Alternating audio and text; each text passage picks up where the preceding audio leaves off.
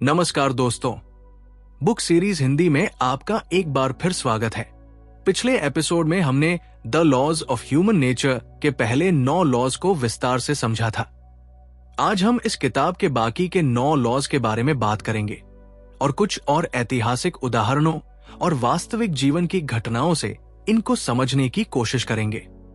तो चलिए अब हम आगे बढ़ते हैं और इन 9 लॉज को स्टोरी टेलिंग शैली में जानते हैं। Law 10, the law of gender rigidity. हम सभी के भीतर एक लिंग आधारित सोच होती है जो हमें सीमित करती है। हमारे समाज में लिंग के आधार पर एक खास भूमिका तय की जाती है। ये सोच कि पुरुष को क्या करना चाहिए और महिलाओं को क्या करना चाहिए हमारी मानसिकता को प्रभावित करती है। एक उदाहरण ले कोको शनेल का। उन्होंने फैशन की दुनिया में पारंपरिक लिंग भूमिकाओं को चुनौती दी और महिलाओं के लिए पुरुषों जैसे फैशन को पेश किया। उन्होंने दिखाया कि हम सब अपनी क्षमता से बाहर जाकर अपनी पहचान बना सकते हैं। ग्रीन हमें यह सिखाते हैं कि हमें लिंग आधारित सोच को तोड़कर स्वतंत्र रूप से अपनी पहचान बनानी चाहिए। Law 11, the law of aimlessness. जिंदगी में किसी लक्ष्य की कमी हो तो हम आसानी से खो जाते हैं। जब हमारे पास कोई स्पष्ट लक्ष्य नहीं होता तो हम अपनी दिशा खो देते हैं। एल्बर्ट आइंस्टाइन का उदाहरण ले, जिसने कभी नहीं सोचा था कि वो सिर्फ एक सैद्धांतिक भौतिक विज्ञानी के रूप में जाने जाएंगे। उनका जीवन तब और भी स्पष्ट हुआ जब उन्हें एक निश्चित लक्ष्य मिला, भौतिक विज्ञान के सिद्धांतों को समझना।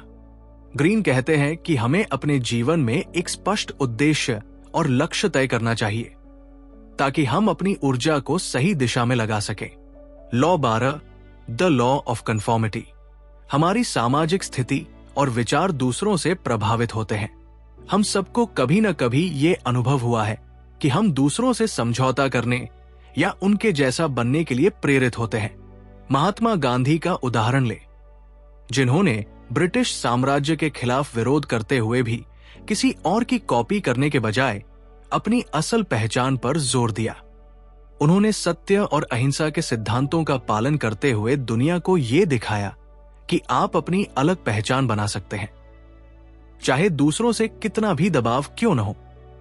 ग्रीन हमें यह सिखाते हैं कि हमें अपनी स्वतंत्रता और अस्थिरता को बनाए रखना चाहिए और दूसरों के दबाव में न आकर अपनी राह खुद चुननी चाहिए।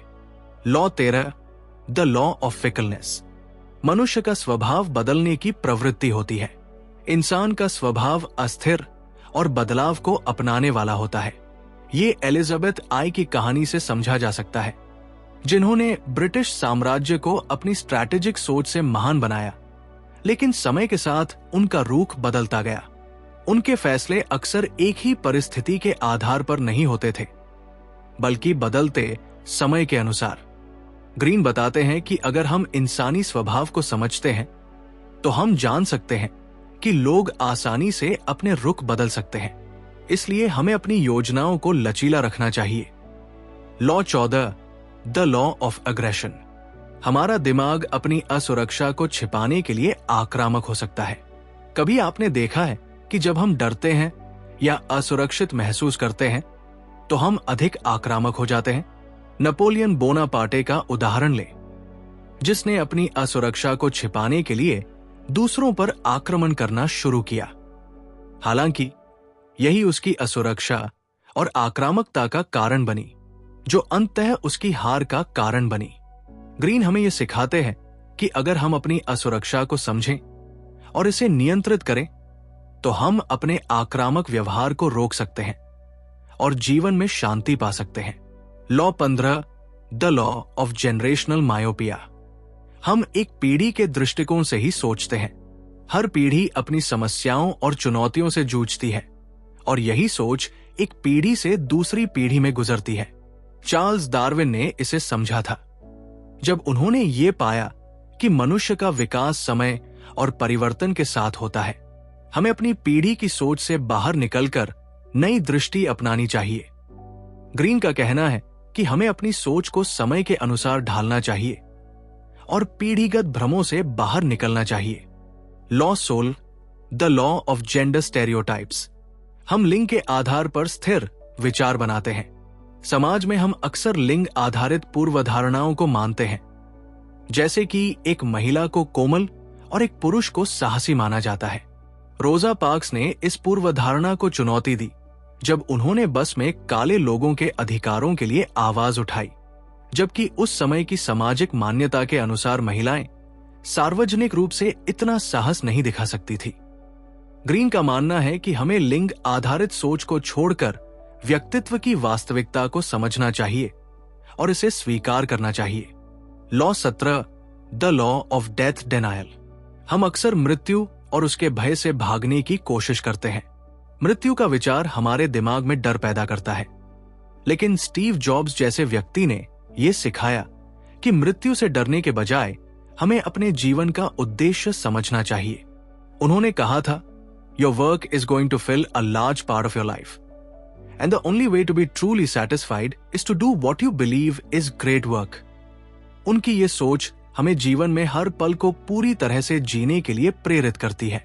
ग्रीन कहते हैं कि हमें अपनी मृत्यु से अस्वीकार नहीं करना चाहिए, बल्कि हमें इस विचार को अपने जीवन के उद्देश्य को समझने के रूप में देखना चाहिए। Law 18, the law of passive aggression. हम अपनी असहमति को छिपाकर चुप रहते हैं। कभी कभी हम किसी से असहमत होते हुए भी सामने कुछ और दिखाते हैं। इसका एक उदाहरण अब्राहम लिंकन का है, जिन्होंने एक समय में अपने विरोधियों को चुपके से अपने पक्ष में किया। उनके शांतिपूर्ण और चालाक तरीकों ने उन्हें देश को जोड़ने में मदद की। ग्रीन का कहना है कि पैसिव एग्रेशन से बचने के लिए हमें अपनी सच्चाई और विचारों को बिना डर के व्यक्त करना चाहिए। तो दोस्तों, ये था the laws of human nature के बाकी 9 लॉज का विस्तृत और एंगेजिंग स्टोरी टेलिंग स्टाइल में समझाया गया हिस्सा। अगर आपको ये वीडियो पसंद आया हो तो कृपया इसे लाइक और सब्सक्राइब करें। और अगर आप इस किताब के बारे में और अधिक जानना चाहते हैं तो कमेंट सेक्शन में बताएं। आपके द्वारा दिए गए सुझावों को हम अगले एपिसोड में शामिल करेंगे। धन्यवाद और ध्यान रखें। अपने स्वभाव को समझना और नियंत्रित करना ही असली शक्ति है।